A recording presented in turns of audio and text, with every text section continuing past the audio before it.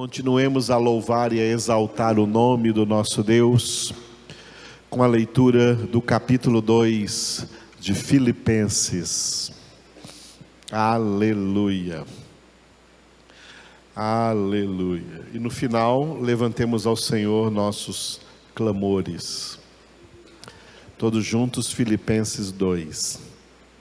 Se há, pois, alguma exortação em Cristo, alguma consolação de amor, alguma comunhão do Espírito, se há entranhados afetos e misericórdias, completai a minha alegria, de modo que penseis a mesma coisa, tenhais o mesmo amor, sejais unidos de alma, tendo o mesmo sentimento.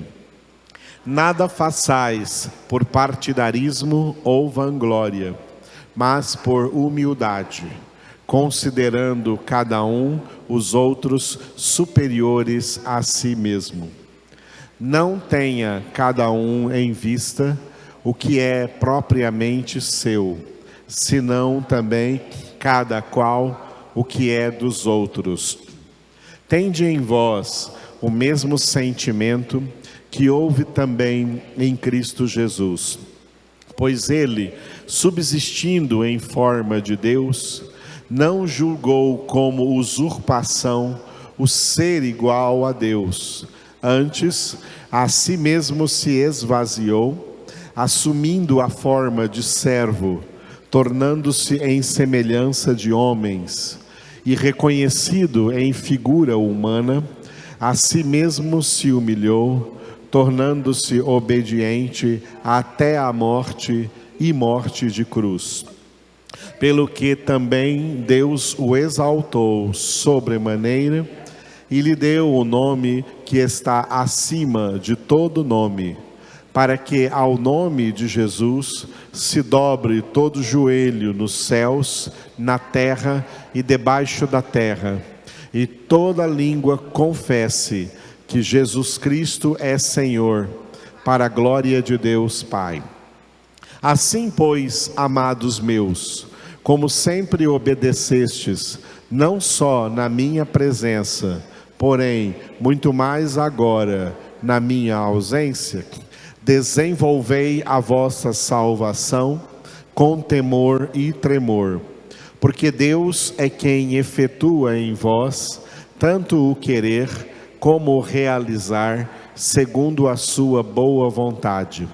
Fazei tudo sem murmurações nem contendas, para que vos torneis irrepreensíveis e sinceros, filhos de Deus inculpáveis, no meio de uma geração pervertida e corrupta, na qual resplandeceis como luzeiros no mundo, preservando a palavra da vida, para que no dia de Cristo eu me glorie de que não corri em vão, nem me esforcei inutilmente. Entretanto, mesmo que seja eu oferecido por libação sobre o sacrifício e serviço da vossa fé, alegro-me e com todos vós me congratulo. Assim vós também, pela mesma razão, alegrai-vos e congratulai-vos comigo. Espero, porém, no Senhor Jesus, mandar-vos Timóteo, o mais breve possível, a fim de que eu me sinta animado também, tendo conhecimento da vossa situação. Porque a ninguém tenho de igual sentimento que sinceramente cuide dos vossos interesses, pois todos eles buscam o que é seu próprio, não o que é de Cristo Jesus. E conheceis o seu caráter provado, pois serviu ao Evangelho junto comigo, como filho ao Pai. Este, com efeito, é quem espero enviar, tão logo tenha eu visto a minha situação. E estou persuadido no Senhor, de que também eu mesmo brevemente irei. Julguei, todavia, necessário mandar até vós Epafrodito, por um lado, meu irmão, cooperador e companheiro de lutas, e por outro, vosso mensageiro e vosso auxiliar nas minhas necessidades. Visto que ele tinha saudade de todos vós e estava angustiado, porque ouvistes que adoeceu. Com efeito, adoeceu mortalmente. Deus, porém, se compadeceu dele, e não somente dele, mas também de mim, para que eu não tivesse tristeza sobre tristeza. Por isso, tanto mais me apresso em mandá-lo, para que, vendo-o novamente, vos alegreis, e eu tenha menos tristeza. Recebei-o, pois, no Senhor, com toda a alegria, e honrai sempre a homens como esse. Visto que, por causa da obra de Cristo, chegou ele às portas da morte, e se dispôs a dar a própria vida, para suprir a vossa carência de socorro para comigo. Aleluia. O nosso tema de hoje, nessa noite, na Epístola de Paulo aos Filipenses, é esse que está no slide, repita depois de mim: mútua consideração. Aleluia. Vamos ver isso dentro do texto que nós vamos meditar.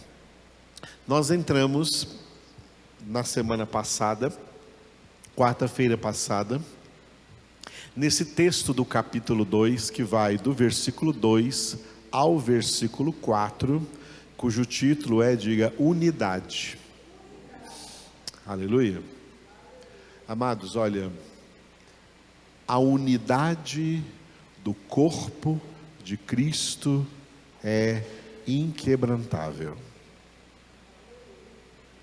Pode dizer aleluia, viu? Pode louvar a Deus. Cante aleluia ao Senhor, diga aleluia ao Senhor. Diga glória a Deus. Vou falar a mesma frase, mas com palavras diferentes. A unidade do reino de Deus é inquebrantável. Aleluia. Vou falar a frase pela terceira vez com palavras diferentes. A mesma frase. Todas elas têm o mesmo significado. A unidade entre os verdadeiros cidadãos e cidadãs do reino de Deus é inquebrantável. Aleluia. Aqui está um dos sinais característicos de quem faz parte do grupo seleto dos eleitos de Deus. Eles estão acoplados, incorporados a Cristo, formando em Cristo uma unidade inquebrantável.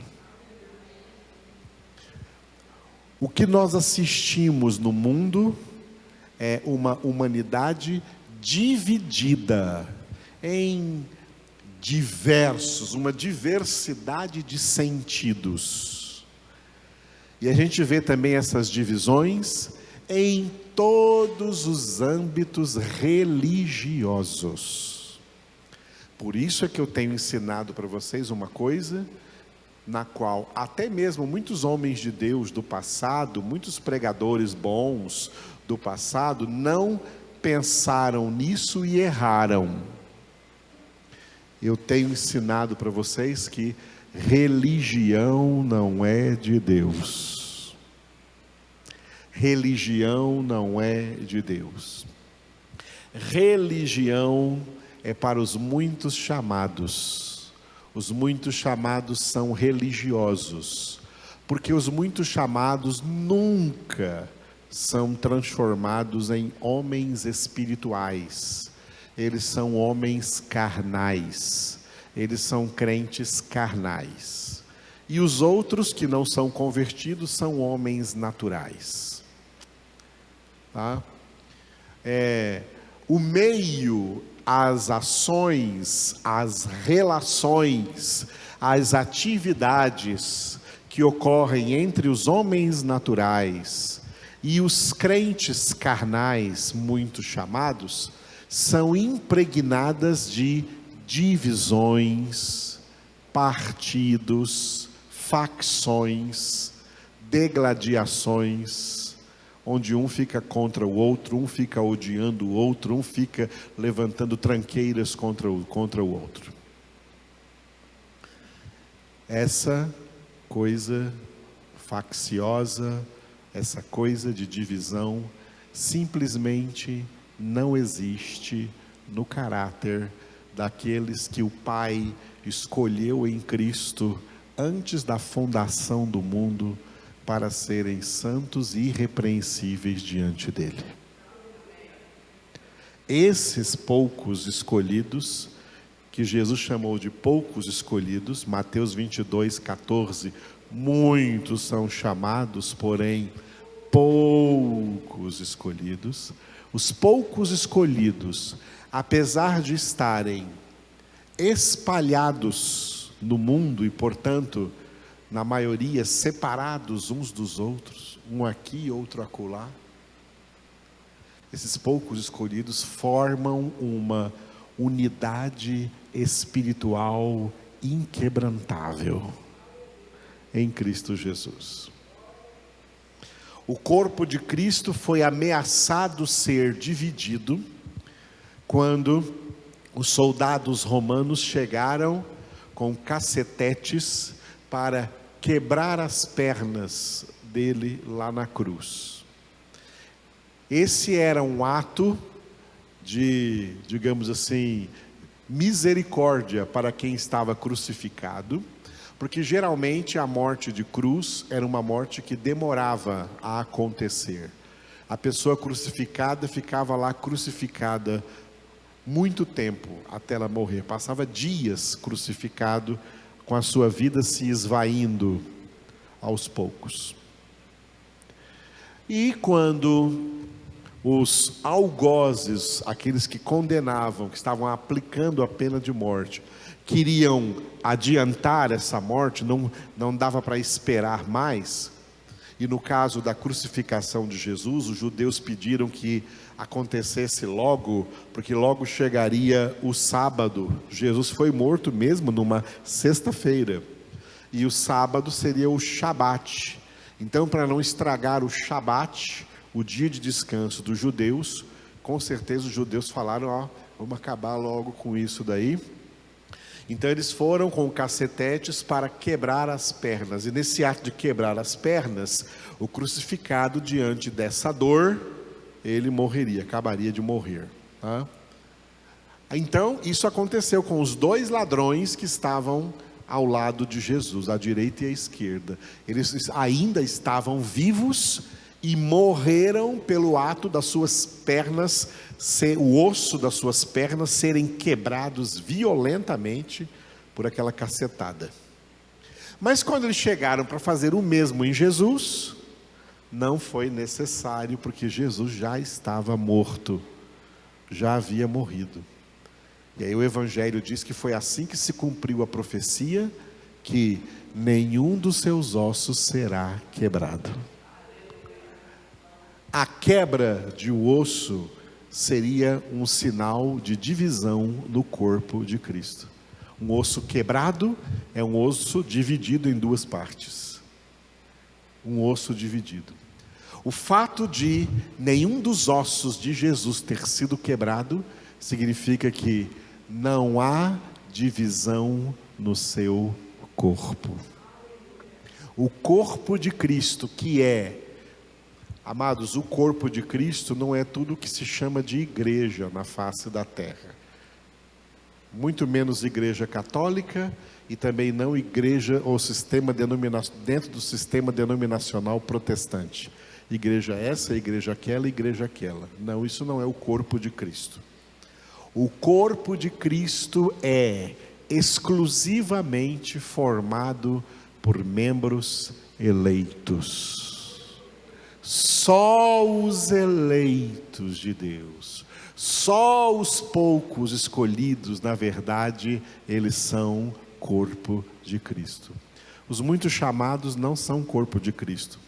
É por isso que os muitos chamados convivem por aí religiosamente dentro de denominações, e essas denominações são todas cheias de facção, todas cheias de divisão. Além das denominações serem divididas umas contra as outras, uma não gostar da outra, dentro de si própria, de si mesmas, tem as suas divisões internas. Um pastor que não concorda com o outro pastor, e assim por diante, fulano que não concorda com ciclano, e ambos da mesma denominação, e formam panelas, formam partidos, formam grupos. E isso é divisão, isso não tem nada a ver com unidade. Isso aí é reino dividido, e o que a palavra de Deus ensina para nós sobre reino dividido, é que um reino dividido não subsiste.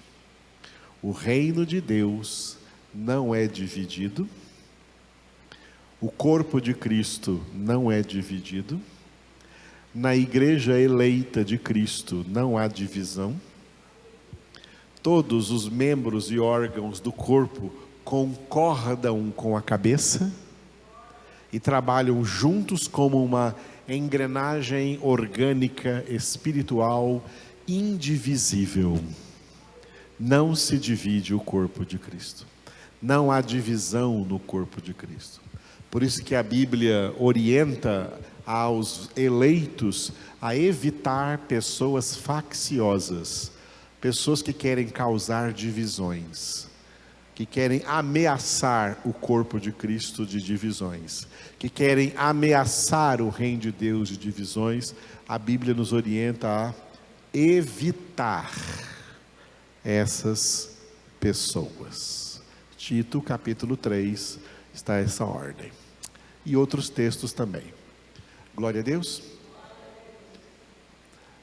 As pessoas que vão morar no céu não são pessoas que discordam umas das outras. São pessoas que têm o mesmo pensamento, o mesmo sentimento, a mesma vontade, porque têm a mesma palavra, a mesma fé, o mesmo batismo, o mesmo Pai, o mesmo Senhor Jesus, o mesmo Espírito Santo. Não há como haver divisão entre essas pessoas. Divisão não é algo espiritual, divisão é carnal. É efeito do pecado na vida das pessoas. Pessoas em pecado são pessoas divididas. Pessoas divididas e que ficam se odiando mutuamente. Nós temos que orar pelos brasileiros, porque os brasileiros estão se transformando num povo tão cheio de ódio. Ódio na política dividida, ódio nas torcidas de futebol, onde pessoas de um time estão matando pessoas de outra torcida de outro time. Onde já se viu uma coisa dessas?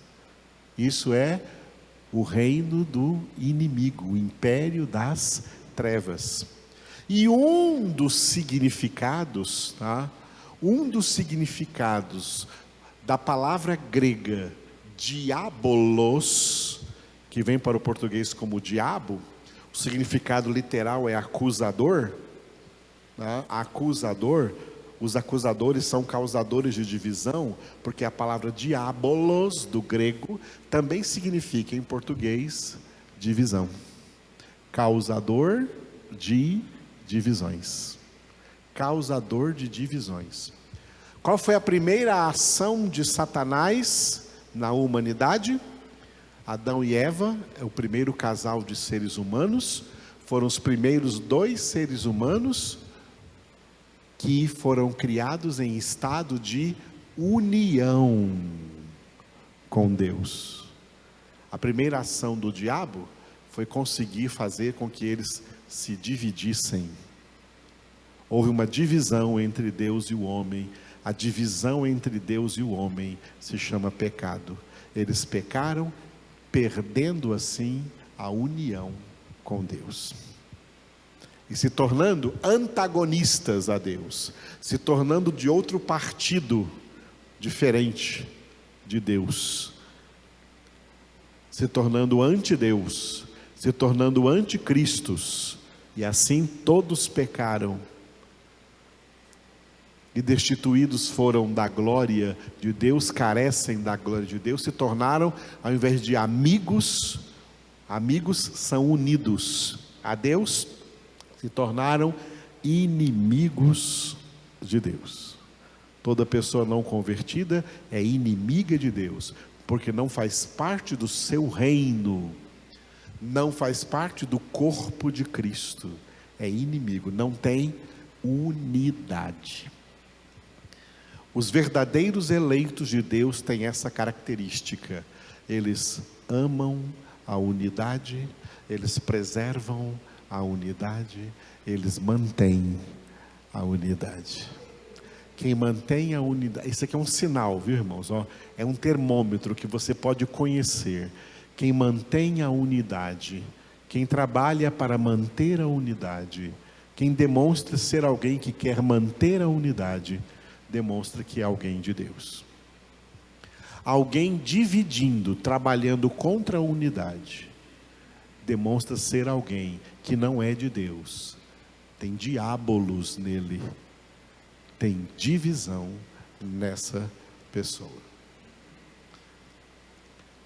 Por isso que dentro do tema bíblico, a teologia bíblica da igreja eleita de Cristo, tema que se chama eclesiologia, a doutrina bíblica da igreja de Cristo, um dos fatores dessa igreja eleita é a preservação da unidade, na qual juntos estamos sendo edificados em Cristo, edificados na verdade, edificados na palavra. Pode dizer glória a Deus? Vocês podem ser mais espontâneos, irmãos, dizer glória a Deus, sem precisar eu ficar mandando. O Espírito Santo aí dentro de você deve estar mandando, não está não? O Espírito Santo nos leva a glorificar a Deus. Não precisa ser nada exagerado, mas é algo real, de alma, de coração. Aleluia? Ai, meu Deus. Então, esses versículos aqui, o 2, o 3 e o 4, estão divididos assim como eu coloquei nesse slide a semana passada já. O versículo 2 que vimos na semana passada, diga união de alma. O versículo 3 será o de hoje, diga mútua consideração. E o versículo 4, pela graça do Senhor, na próxima quarta-feira, diga altruísmo, que é o contrário de egoísmo. Deus não quer filhos egoístas, mas filhos altruístas. Pessoas egoístas, elas são portas fechadas. Elas não dão acesso a ninguém a Deus. Pessoas altruístas são portas abertas. Pessoas que são acessíveis e dão acesso aos outros a Deus. A religiosidade não faz pessoas altruístas, fazem as pessoas egoístas. Por isso que Jesus, quando denunciou o pecado dos religiosos, uma coisa que eles disse foi assim, os religiosos, eles se posicionam na porta do reino de Deus. Eles não entram e ficam impedindo outros de entrar. Isso é que os religiosos fazem. Religioso não entra no reino de Deus, mas impede muita gente de entrar. Não são acessíveis. São portas fechadas e não portas abertas. Deus quer que nós sejamos portas abertas. Aleluia. Versículo 3 hoje, então, diga de novo, mútua consideração. Nesse versículo, Paulo exortou assim, ó: nada façais por partidarismo ou vanglória, mas por humildade, considerando cada um os outros superiores a si mesmo. Vocês.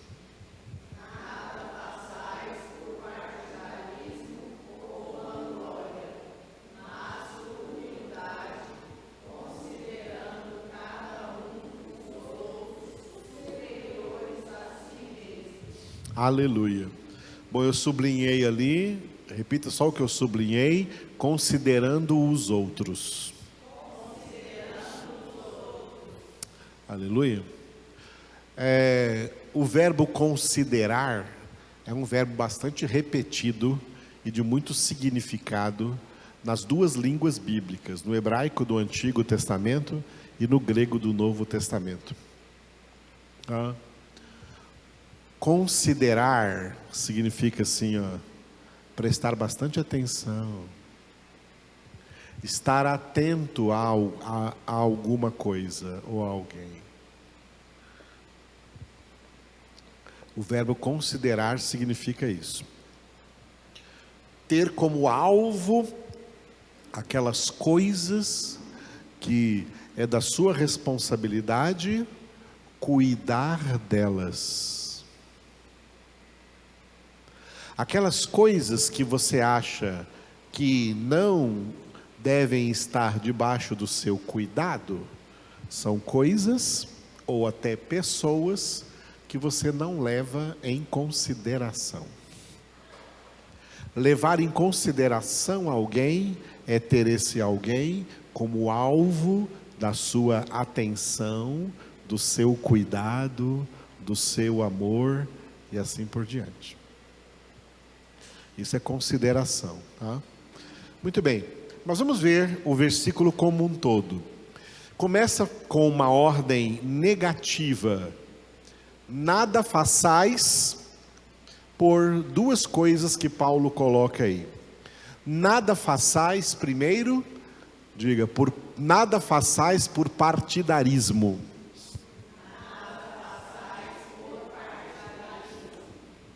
Vocês estão vendo aí como a própria Bíblia Sagrada é contra partidos? Estão percebendo como a própria Bíblia Sagrada é contra partidos? Não é o pastor Edivaldo aqui, não é a opinião de Edivaldo ser contra partido. A Bíblia é contra partido. Partido de qualquer tipo. Porque partido dá a ideia de quê? De algo que foi dividido.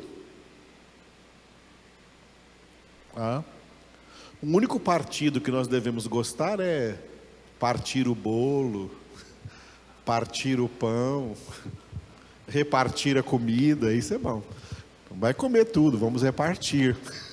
É o único partido que nós gostamos, né, que a Bíblia aprova. Tá? Partidos de grupos contra grupos, pessoas contra pessoas, tá? Isso aí não é de Deus. Como pastor eu já vi muito isso, tá? Já vi muito isso em muitos lugares, inclusive no nosso ministério. Já fiquei sabendo de muitas vezes, porque o Espírito Santo faz chegar aqui na minha mente, faz chegar aqui no meu ouvido, de pessoas que depois que saíram de uma congregação qualquer que teve aqui, e eu preguei alguma palavra, e foram aí para alguma pizzaria, para algum restaurante, sei lá, para algum lugar aí, né? E lá, conversando entre outros, falaram assim, olha, o que você achou daquela palavra que o pastor Edivaldo pregou? Eu não concordo. Eu acho que é diferente do que ele está falando. Eu acho que não é do jeito que ele está falando. Só que essas pessoas são tão covardes que elas nunca vêm falar comigo pessoalmente, para ver se eu estou certo ou se eu estou errado. como fizeram com os bereanos com o apóstolo Paulo, lá em Atos 17, em Beré. Depois que Paulo pregou, eles vieram: Paulo, mostra para nós na palavra se as coisas são verdadeiramente assim como você pregou. Essas pessoas são tão covardes, por isso que os covardes ficam fora. Está lá em Apocalipse 21. Os primeiros da lista a ficarem fora da Nova Jerusalém são os covardes. São tão covardes que eles falam entre outras pessoas, especialmente eles procuram falar entre pessoas que eles possam influenciar, que eles sentem que podem influenciar. Olha como a coisa é sorrateira, como a coisa é diabólica. Mas o diabo é diabólico, Satanás é satânico, os demônios são demoníacos. E essas pessoas são usadas, instrumentos, secretários do diabo, para se opor à palavra de Deus. Mas isso é natural acontecer, aconteceu com os profetas antes de Jesus, aconteceu com Jesus, e aconteceu com os apóstolos, e com todo homem e mulher de Deus que viveu e pregou a verdade, pregou o evangelho, aconteceu com eles. Pessoas que se levantam para a discórdia. Sabe qual é a palavra que tem dentro de concordar, do verbo concordar? Concordar, a palavra cordar vem da palavra corda, que em latim é coração. Coração. Concordar é ter o coração junto com. Ter o coração junto com. Olha, eu concordo. E não concordar é ter um coração diferente, ter uma ideia diferente, ter uma mente diferente, ter uma influência diferente, que não está se adequando. As pessoas que vão para o céu são pessoas que discordam umas das outras? São pessoas que têm concordância, pessoas que têm o mesmo coração, o mesmo pensamento, o mesmo sentimento, a mesma palavra, a mesma verdade. Como nós vimos no versículo anterior, a semana passada, pessoas que pensam a mesma coisa, de modo que penseis a mesma coisa. Tenhais o mesmo amor, sejais unidos de alma, tendo o mesmo sentimento. Essas pessoas é que vão juntas para a glória. Pense que lá no céu Jesus vai estar separando briga? Não vai ter briga lá no céu, porque não vai ter discordância. Todo mundo que estará lá são os que concordam com Jesus, são os que concordam com a palavra, são os que concordam com a verdade. Pessoas que ouvem a verdade e discordam, significa que elas têm outro espírito, e não o mesmo Espírito Santo, que promove o quê? Unidade, que promove comunhão. A comunhão do Espírito esteja sempre convosco. Paulo disse em 2 Coríntios 13:13, né? A graça do Senhor Jesus Cristo, o amor de Deus nosso Pai e a comunhão do Espírito Santo. Então, pessoas que discordam da verdade, da palavra, e pior, esses covardes, eles discordam, mas eles não têm base nenhuma bíblica para a sua própria discordância. É por isso que são covardes, não têm coragem de falar com quem tem base bíblica. Não tem coragem de vir falar comigo, para eu mostrar na Bíblia para ele. Mas eles não concordam, mas não têm base para a discordância deles. Não tem conhecimento bíblico suficiente. Você discorda disso? Com que base? Como é que você prova para mim que isso está errado?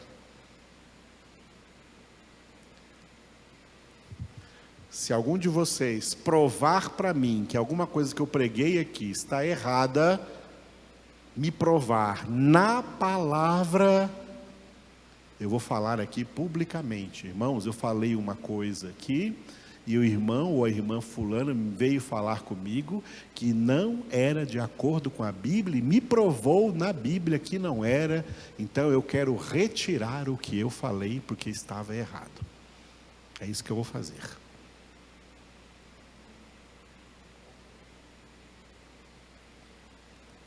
Mas tem que ter base plena na Bíblia. De ideias próprias de cada um, ou de outrem, eu não quero nem saber. De acordo com a mente de Cristo, de acordo com a palavra de Deus. Não vem dizer, porque o teólogo fulano de tal disse isso, o pastor não sei das quantas disse aquilo. Não quero nem saber de cabeça de teólogo, cabeça de pastor. Isso não é base. A base tem que ser a palavra. É sobre a palavra que Jesus edifica a sua igreja, e as portas do inferno não prevalecem contra ela. Os discordantes são os que tudo que eles fazem por partidarismo. Tentando, e quem faz alguma coisa por partidarismo, como é que ele trabalha?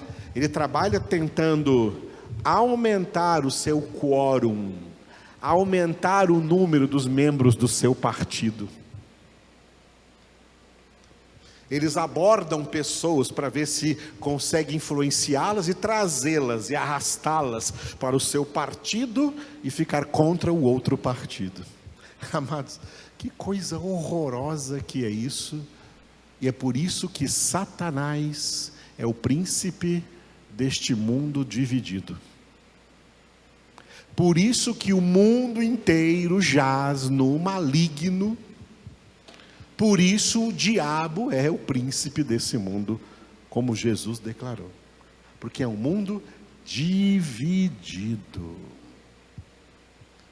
Tão dividido que não existe mais, nem sequer existe mais, não está nem existindo mais, nem entre os tais ditos evangélicos de hoje, não está existindo mais, nem sequer unidade matrimonial, unidade conjugal, marido e mulher que não são um, que não têm unidade, estão divididos dentro do próprio casamento, da própria casa.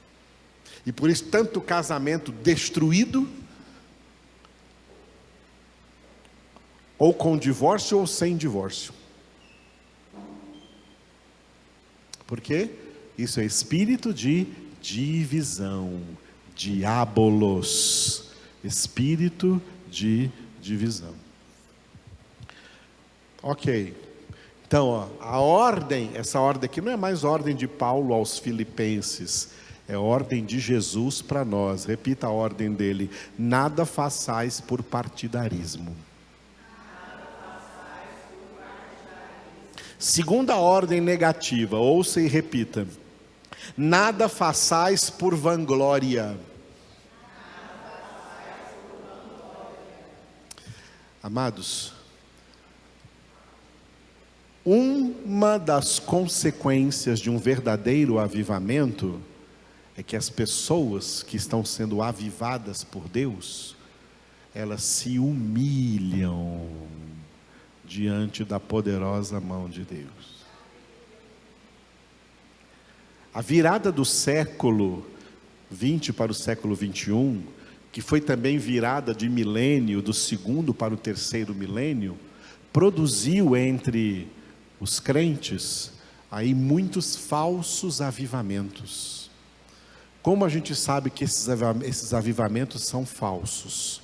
Porque essas tais pessoas que se dizem avivadas por esses avivamentos, elas não se humilham, elas se glorificam, elas se exaltam, elas se engrandecem, elas querem ser poderosas, elas querem ser reconhecidas, elas estão empoderadas. Um verdadeiro avivamento é pão asmo, é pão sem fermento. E assim é Cristo para nós. Eu sou o pão da vida. Ele é o pão asmo, é pão sem fermento. O que o fermento faz? Ele incha. O fermento incha. As pessoas estão inchadas. Inchadas pelo sincretismo religioso, pelo misticismo, pelas superstições evangélicas sem evangelho, pelos emocionalismos, pelos sentimentalismos. Isso acontece por aí, por exemplo, nesses congressos de jovens de carnaval que tem por aí. Todo mundo fala, ainda bem que eles estão ali, não estão pulando o carnaval. Mas é a mesma coisa, sabe por quê? Porque estão ali, mas não tem palavra, tem emoção. Estão ali pelo emocional. Emocional, misticismo, sincretismo, religiosidade. Tudo isso é fermento. Tudo isso não leva essas pessoas a se humilharem sob a poderosa mão de Deus. Leva essas pessoas a ficarem se exaltando, querendo buscar honras para si. A minha conversão foi em 1981 e foi só no final da década de 90 que eu comecei a ouvir algumas coisas estranhas do meio dos crentes. Uma delas é: o Senhor vai te honrar. Naquela igreja eu fui honrado, Deus me honrou. Você vai ser honrado, Deus vai te honrar. Amados, Deus vai te humilhar. Porque se você for honrado, você vai se exaltar. E todo que se exalta será humilhado no inferno. Mas o que agora se humilha será exaltado em glória. Jesus é o nosso modelo. Jesus, o único que poderia se autoglorificar aqui nessa terra, ele não se glorificou, ele se humilhou. É o que vamos ver aqui no decorrer do capítulo 2 aqui ainda, a humilhação de Cristo. Jesus não é para nós exemplo de alguém que se vangloria. Jesus é para nós exemplo de alguém que se humilha. Mas os falsos avivamentos da virada do século para cá, que estão bombando até hoje por aí, atraindo multidões, é gente se glorificando. Você nasceu para ser grande, você nasceu para crescer, você é um líder de excelência, você é isso, você é aquilo, Deus vai te honrar. Que linguagem é essa? Eu não ouvi essa linguagem nem na década de 80, nem durante toda a década de 90, só no final dela, quando estava próximo do ano 2000, que eu comecei a ouvir isso dos crentes, nas músicas. A minha vitória tem sabor de mel, eu digo, sei lá do que sabor que é. Gente se exaltando, gente se engrandecendo, tá? Gente se sentindo empoderada, no meio evangélico, tá? Isso é uma coisa que na língua grega se chama deisedaimonia. Deisedaimonia, sabe o que significa isso? Pessoas influenciadas por demônios. Da palavra deisedaimonia é que vem a palavra religiosidade, é que vem a palavra, olha que palavra que vem dessa palavra grega deisedaimonia, a palavra entusiasmo. O que entusiasma as pessoas é a sua alma ser engrandecida, a sua alma ser elogiada, receber elogio, receber louvor, receber reconhecimento. Desde criancinha as pessoas têm isso. Querem ser o centro das atenções, tá? Querem o seu lugar ao sol, querem aparecer, querem fazer sucesso, querem ser influenciadores dos outros, querem estar no topo. Os evangélicos estão tudo desse jeito. Essa geração de evangélicos foi gerada por um verdadeiro avivamento? De forma nenhuma.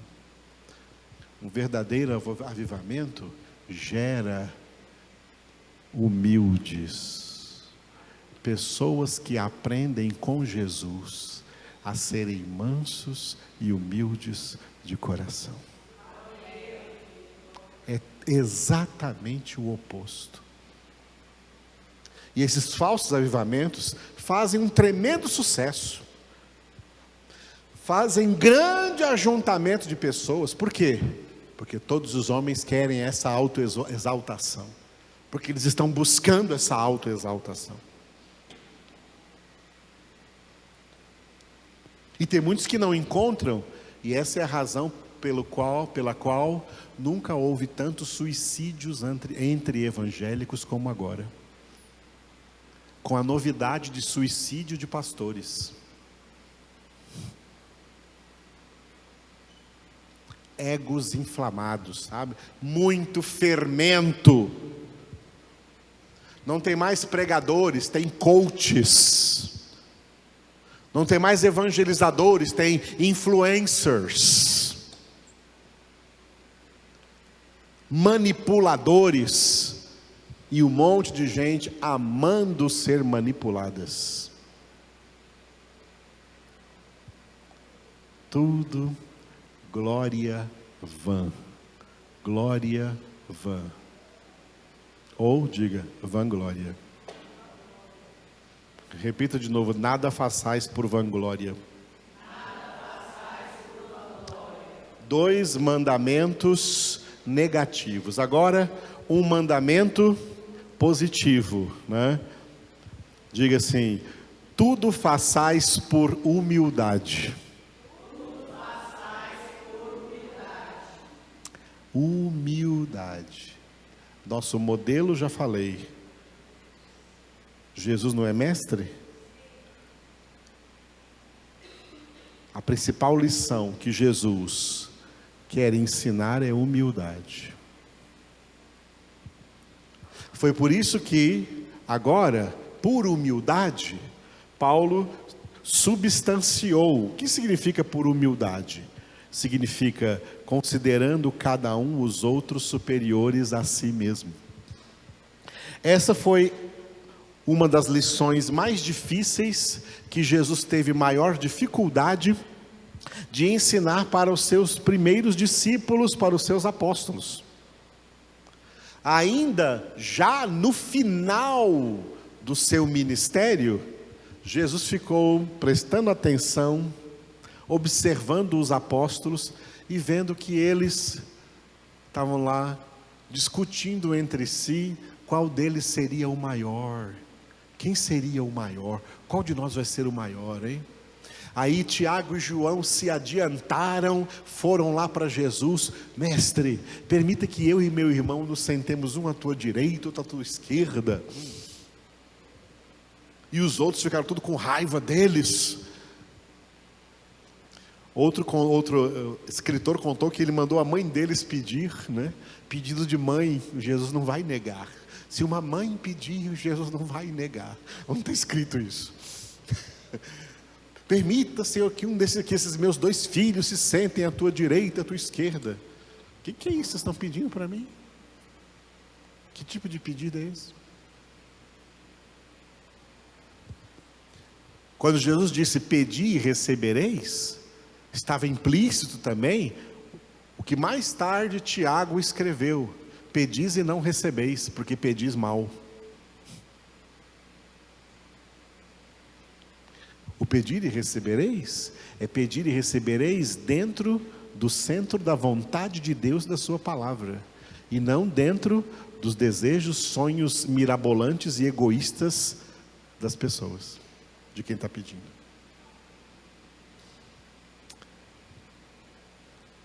E os outros ficaram com raiva, porque os outros também ficaram com raiva também, porque queriam a mesma coisa, queriam ser melhores, maiores. E aí Jesus foi lá e deu a última lição. Jesus teve que chegar para dar essa última lição nas vésperas da sua morte.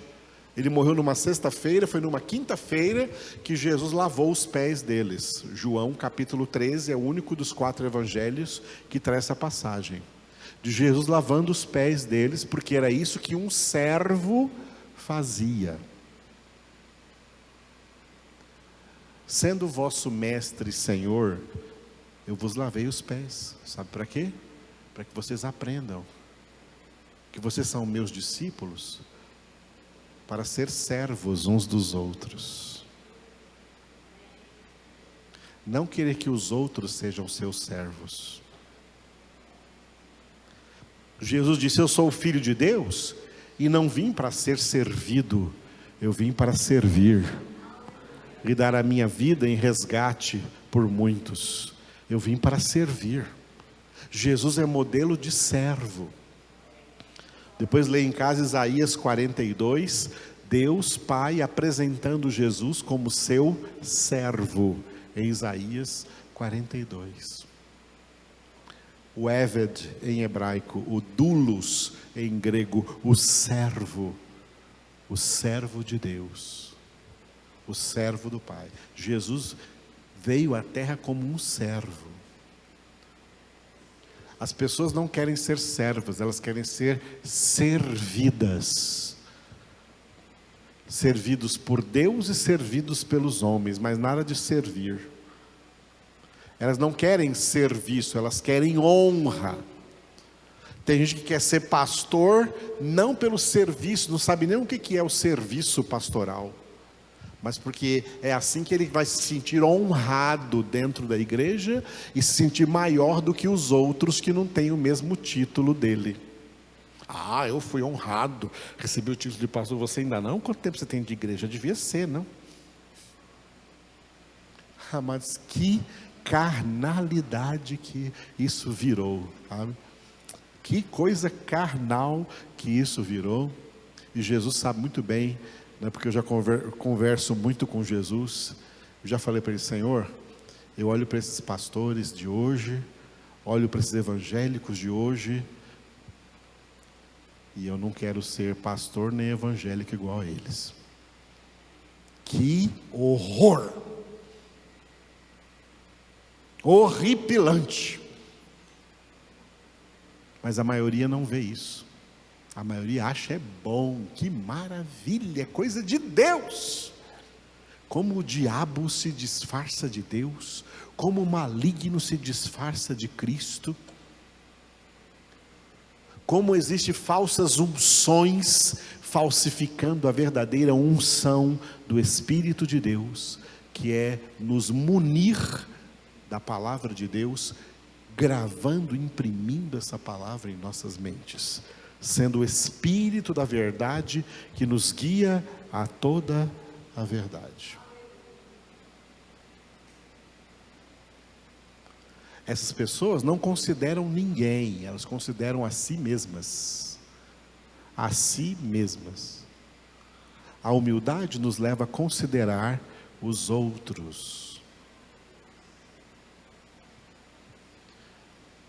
Como pastor aqui, eu não me considero superior a vocês. Eu considero vocês superiores. E eu sou servo de vocês, servindo para vocês a melhor palavra que eu posso servir. Estou servindo vocês. Foi isso que Jesus veio formar. Não veio formar gente que é servida, formar pessoas que vão servir, considerar os outros. E essa consideração aqui, na vida de quem é de Deus, extrapola a comunidade eleita. Os eleitos não são aqueles que consideram apenas os outros eleitos. eles também consideram os muito chamados. Eles também consideram os homens naturais não convertidos. Eles consideram que cada ser humano, seja ele quem for, homem natural, muito chamado ou dos poucos escolhidos, eles consideram como seres humanos que existem porque Deus os chamou à existência, e se Deus os chamou à existência, eu tenho que levar essas pessoas todas em consideração, em boa consideração, mesmo aqueles que não me levam, mesmo aqueles que não me consideram. Eu tenho que os levar em consideração, sabe por quê? Porque eles existem porque Deus os chamou à existência. E desconsiderar essas pessoas é desconsiderar a vontade de Deus que quis que elas existissem. E através dessas pessoas eu também tenho que aprender muitas coisas. Deus nos ensina muitas coisas através de muitas pessoas, mesmo não convertidas. Tem pessoas superiores a nós dentre toda a comunidade dos não convertidos, toda a população dos não convertidos. Tem gente que é melhor do que nós em alguma ciência natural. Nós temos que ir no médico porque ele é melhor do que nós no entendimento de medicina. Nós temos que ir no engenheiro porque ele é melhor do que nós na engenharia. Ele sabe como construir as coisas, como fazer as coisas, como as coisas devem ser construídas. É superior a mim porque eu não conheço isso, ele conhece. Cada um de nós conhece alguma coisa, tem um conhecimento, que nesse conhecimento, ele é superior a outros que não atingiu a esse conhecimento. Mas os outros são superiores a ele em outros tipos de conhecimento, em outros tipos de afazeres, em outros tipos de trabalho, em outros tipos de atividade. Puxa, o que aquela pessoa fez, ela é superior a mim, porque eu não consigo fazer aquilo que ela fez. Isso é uma lição para ninguém ficar se colocando, ou querendo se colocar, como que acontece no mundo hoje, como melhor do que todo mundo, como maior do que todo mundo. É por isso que eu gosto de citar o Salmo 131 de Davi, que sendo o rei de Israel, ele orou ao Senhor: Senhor, não é soberbo o meu coração e nem altivo o meu olhar, não procuro grandezas, nem coisas maravilhosas demais para mim. É tudo o contrário do que os tais evangélicos estão fazendo hoje. Só estão procurando grandeza e coisas maravilhosas demais para eles. Era o contrário do que Davi fazia.